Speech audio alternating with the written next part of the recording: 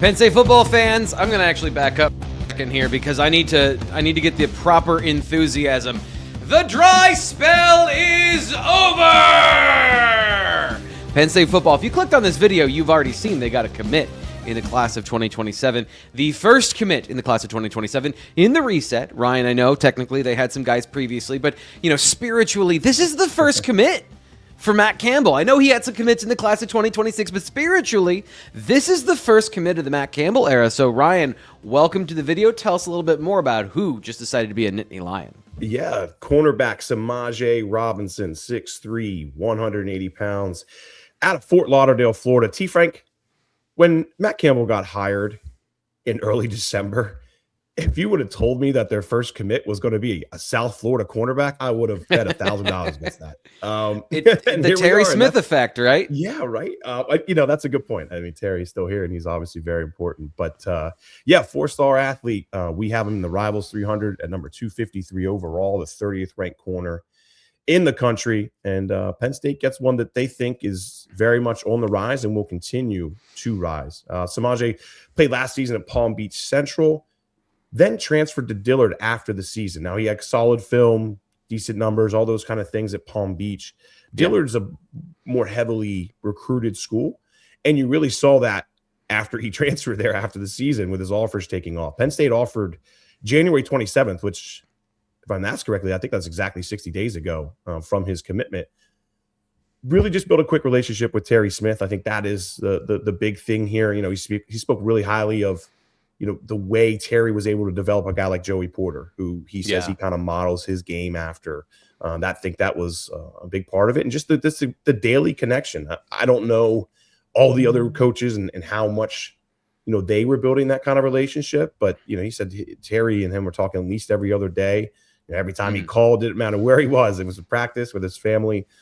Terry's reaching back out within a handful of minutes. So, I think it's a quick recruitment. It's a quick commitment. I mean, it's only been really like 10 weeks or so of a recruitment, which is a little quick. And I do, as I said, and I think schools are going to be going to Dillard to watch him work out. Florida actually has true spring practices too. So there are going to be a lot of coaches getting eyes on him. I could see more offers coming. I asked him bluntly, I said, what do you think in official visit wise? He has Virginia set, Mississippi State set. He said he's planning on dumping those, and just sticking with Penn State. He didn't 100% say there's no chance he takes official visits elsewhere. But I mean, that's a hard one to give up, like a paid vacation for a couple days to go and see some schools and some cool stuff. Like I get that. I get like, oh, that's the thing I'm giving up. Like, okay, I guess I have to do that if I'm making this decision. Right. Well, look, he's got the Penn State one too, of course, which will be, I think, June 5th to the 7th. So, I think Penn State's really excited about this one. They know schools are going to keep pursuing him. I wouldn't say it's recruitment's going to be 100% over here. Even I could see it being that way for a while. I just think that when May comes around, a lot of these top programs are going to come calling and see him, and it'll tempt them. And maybe it won't matter at all, but maybe it will. So we'll keep an eye on it. Either way, Penn State's got commitment number one in Semajay Robinson.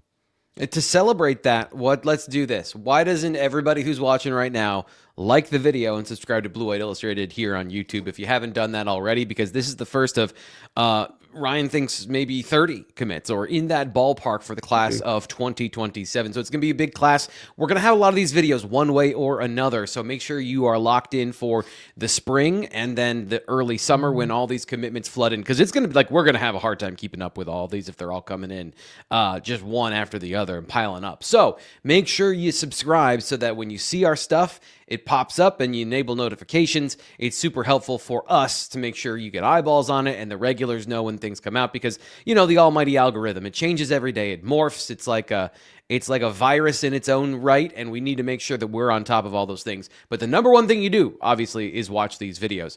So when it comes to Robinson and, his journey to Penn State coming from West Palm Beach Central, going to Dillard, I guess, what else do we know about him? You said some good testing numbers. Was there anything else from that perspective, from kind of the reporting side that you've got that you think is interesting about Robinson to make this commitment make sense outside of he really likes Terry Smith? Yeah, it's obviously testing number wise, ran a 4.59 last spring, right? So about a year ago, Okay. as would have been a rising junior at the time. Also had a 4.2 shuttle. At 6'3", 180, he moves well. There's no denying that. I think just watching, I mean, you break down the film a little more to me, but it looks like pretty good man coverage and pretty good ball skills, right? Those are the two things. Yep. I think that's where you start. And obviously, you build them up and see where things go. But Virginia, Missouri, I want to say Mississippi State, Kentucky, Boston College, Pitt, and Florida State, which, by the way, I asked him, did you grow up a Miami fan? Just curious in case Miami comes calling maybe at some point. No, yeah. Florida State actually is where he grew up. And they have offered. And he wears number 5. And I thought maybe there was a Jalen Ramsey connection there. Maybe. So that was just kind of my thought. Dang, I didn't ask that part. I'm sorry. But I just found it interesting because I always wondered, like, who's that dream school, SEC, down south kind of school that you followed. And it's Florida State who has offered and wants him to visit. And he's still saying, no, I want to go to Penn State. So that is very interesting to me because I always just, it's just me doing this for 16 years. You're always like, when's Miami going to come calling?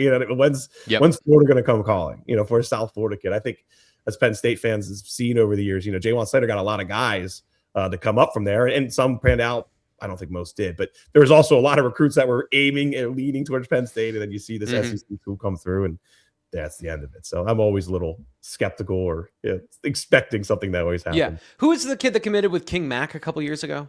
The other safety. I forget his name. The Florida State. I know exactly what you're talking about. I apologize for springing that on both of us. I couldn't remember his name. But like to the point of like they go down there, I think the most successful cycle was they got that kid and then King Mack. And King Mack transfers away twice. So it is what it is there. So interesting. We'll see how all of this plays out because as you point out, and I think is fair, Florida recruiting is going to be a battle no matter when you get a guy to commit and how much he's interested in committing because of all the things we've talked about. We talked about visits and the NIL and all that stuff. However, all of that stuff works out. It will be a battle for Penn State. And Ryan, speaking of money, have you done your taxes just yet? We're getting up to it. I'm a journalist, Frank. I don't do numbers. That's why I write for a living. Okay. It's also why I got married. My wife got me through math class. So really? No, that's why we actually. So she's the breadwinner, isn't she? Maybe I won't. Let's not give her that much credit now, Frank. I don't know about all that, but she's smarter than me when it comes to math numbers. We'll leave it at that. But taxes are definitely not my thing, which is why we leave it up to our buddy Josh at Freedom Tax. And we appreciate him very, very much because we couldn't do this without you guys. We couldn't do it without our sponsors, and we appreciate that. And at the end of the day, thank you for taking care of our numbers because I'm not good at that. Yeah, and if you want to go to freedomfinancialtax.com, Josh, who's a great guy, he sponsors the Committed Video series. Give him a call at 866-401-1090. Listen, I'm the one that does the taxes. Ryan and I are not math people, which is why we're sitting here talking for a living. And then having to then do the math is probably like... We call this soul-crushing stuff in my house, like something that you just don't want to do that like it demoralizes you more than just like you don't like it. It like has that like a weighted blanket on your soul, that soul-crushing thing that you need to do. Every spring, it's taxes. And for me, I'm done doing it. freedomfinancialtax.com. They specialize in year-round tax planning as well for both individuals and businesses. So if you're a freelancer or you're somebody who works in the gig economy and you don't have a W-2, like you don't have the automatic tax withdrawal, and then at the end of the year, you owe a lot of money. I have a friend who did this, who was just starting out and he was like a freelancer and he's like, dude, I made so much money. And then it was like April. He's like, oh no, I spent it all. He didn't keep any to pay taxes. You won't have that problem if you got Josh and Freedom Financial Tax in your corner. They help you pay the least amount of taxes possible. That's the other really important thing here. And they offer a range of services for streamlined taxes and strategic year-round to help you, including accounting and payroll services. So they can be full service for you. Make sure that it's all done. And here's the thing. You can have like AI do it or some like nameless, faceless corporation do it for you. Everything that's like fintech on the internet, I mistrust, Ryan, because I know they're going to put my social security on the internet when they get data hacked or whatever it's going to be. So go to somebody who has a name and a face. Josh is a great guy. And here's the thing. He's a Penn State football fan. We talk on the phone and half the time we're not even talking about money. We're talking about football. It's an awesome relationship here and you should definitely check him out. They also have and this is the last thing, make sure if you have a business, they have a new business startup package. Everything you need to get your business running efficiently because you want to be, I don't know, somebody that does a screen printing business, or you want to be a janitorial service or a painting business, right? You don't want to be a tax person. So if you have a business and you don't want to do any of that, or it scares the hell out of you, make sure you go to freedomfinancialtax.com or call them at 866-401-1090. So appreciate Josh and Freedom Financial Tax during tax season for helping all of us out. Okay, let's talk about Semajay Robinson. You mentioned some of the numbers here. Here's the thing. He is a good athlete. So this is going to be a 6'3" athlete who is fluid and has great, I'd say, change of direction skills and great ball skills. As you mentioned, his off coverage, his zone coverage, I think is actually better than his man coverage. What his anticipation, his vision, his football IQ to jump routes. Unfortunately, like, I don't have a ton of full game footage on him, but I do have one or two like I've seen so far, and it is a little bit hit or miss when it comes to the stuff that he does on film outside of the highlights. And that's the problem. So like you're going to see all the highlights, you're going to see the ball skills, you're going to see the length, you're going to see the movement skills. He's fluid and mobile for his height, no problem changing directions, which is something that's really big for a guy his size. Now, I think the one thing in that is he's not super twitchy. So he's not going to be an explosive downhill break on the ball kind of guy that's going to I think he would not excel as an off zone corner in a full-time role, at least as of yet.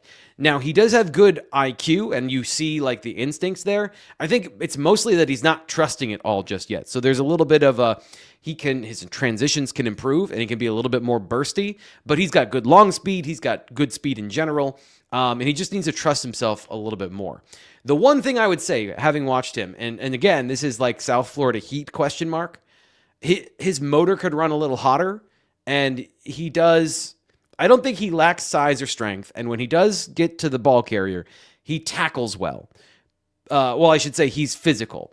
He doesn't run his feet through contact. And I think he doesn't necessarily know yet when to be aggressive in terms of hitting, striking. And he doesn't know how to run his feet through contact to create like impact plays for a guy who's a big corner that some might even look at as a safety. I'm not projecting that myself, but I think that you could see some of those traits within his game. So that's kind of the thumbnail scout for a guy who has, off the top, like the billing, as you pointed out, great ball skills and has man zone abilities. I like the fact that he plays within a system that is clearly defined.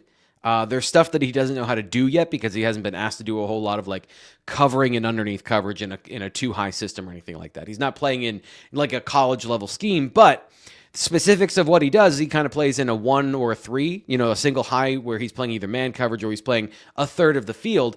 And he understands his responsibilities within that, and he plays good technique within that as well. So he can learn.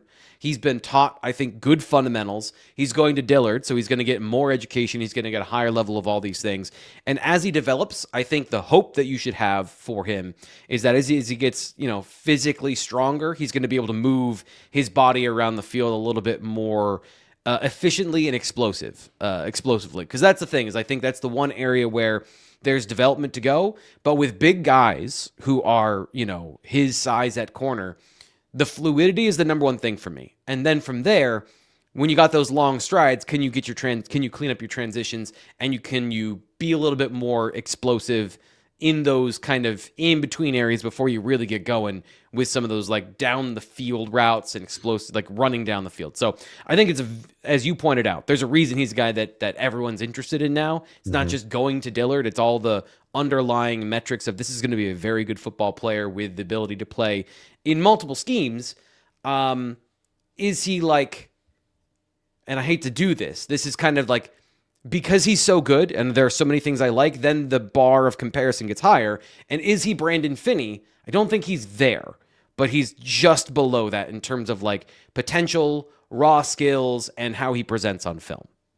Yeah, there's a lot of traits that are similar. I don't think he's the speed. That was the thing that really, and the explosion. That's really what elevated Finney into that 5-star range. I mean, my God, his 55-meter numbers were insane. And then, I think he had a broad of like 10-8 or something, like a year out or something. It's just incredibly explosive. But hey, you know what's fun about one commitment is that there might be more, but I'm going to leave it as a tease. We have a story up on the site talking about additional positions. So come over and check it out.